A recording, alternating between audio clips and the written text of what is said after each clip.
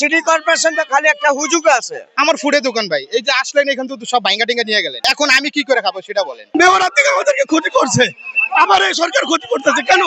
ওই অবধি এটি তো নোটিশ দিয়ে নাকি জানি, আমাকে তো নোটিশ দেয় নাই। আমাকে তো দোকান থেকে 90,000 টাকা জমা নিয়েছে 30 বছর ধরে। এই 30 বছরের খেসারত দিতে না আমাকে। আমরা কি এই আমাকে মার্কেট বুঝাই দেব? আমরা যাবো, আমরা টাকা জমা দিচ্ছি 30 বছর, আমার মার্কেট বুঝাই দেখো, আমরা থাকবো না। এত প্রত্যেক বিধে ডাক্তার আমাকে ভাঙবো, আমাকে টেহা নিতে গেলে আসবো ভাঙে নাই। নগর টেহা নিয়েছে এদিকে আমার, এই দেখেন কি আমার বাপে জমা দিচ্ছে, সরকারি ব্যাংকে জমা দেওয়া হয়েছে না এই প্রত্যেকটা টেহা সারা কাউরি সিরিয়াল।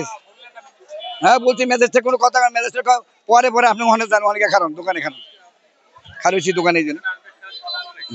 কিছু বাজার আছে সিটি কর্পোরেশনের আন্ডারে, আর কিছু আছে অবৈধ, কিন্তু যাদের সিটি কর্পোরেশনের আন্ডারে আছে তাদের তো ব্যবস্থা করে দিতে হবে।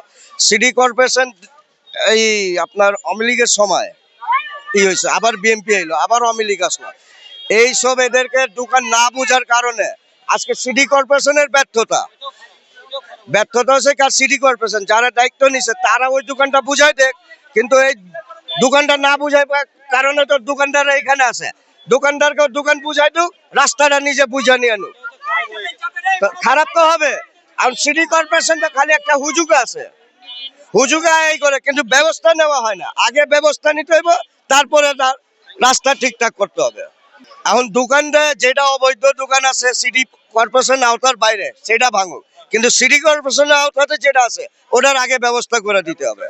সরকারের কাছে আমার এটাই হলো কথা যে যে ভাঙলো আগে একটা ব্যবস্থা করে দিত, যে হ্যাঁ ভাই এটা এইভাবে না এইভাবে এইভাবে করেন। অনেক দিন ধরে শুনতেছি সিটি কর্পোরেশন মার্কেট, অনেক দিন বহু বছর ধরে আমার ফুডের দোকান ভাই, এই যে আসলেন এখান থেকে সব ভাঙ্গা টিঙ্গা নিয়ে গেলেন, ঠিক আছে, এখন আমি কি করে খাবো সেটা বলেন। ভাই মাল তো মূল জিনিস না, জায়গা হলো মূল জিনিস। জায়গা যদি না থাকে মাল নিয়ে আমি কি করব? মাল তার কান্দে নিয়ে রাস্তায় রাস্তায় ঘুরে ঘুরে বেচবো না। সরকার আলাদা জিনিস, আমার কর্মসংস্থান আলাদা জিনিস। সরকারের সাথে কর্মসংস্থানের কোনো মিল নাই। সরকার তো এসির মধ্যে বৈশা রয়েছে, ভাঙো ভাঙো, ঠিক আছে, আমি তো রাস্তার মধ্যে ঘুরে ঘুরে বেচি না, তাহলে আমার কর্মসংস্থান কে করে দেবে এখন? আমি মুরব্বি মানুষ, আপনি আমার লগে চিল্লাইতাছেন, আমরা চিল্লাবো না, কিছু আমাদের পেটার দাও, আমাদের পেটার দাও, আমরা কি রাস্তা বসবো? আমাদের রাস্তা বসবো? ঠান্ডা মাথা থাকে, আমি ঠান্ডা মাথা আছি, ঠান্ডা মাথা যেটা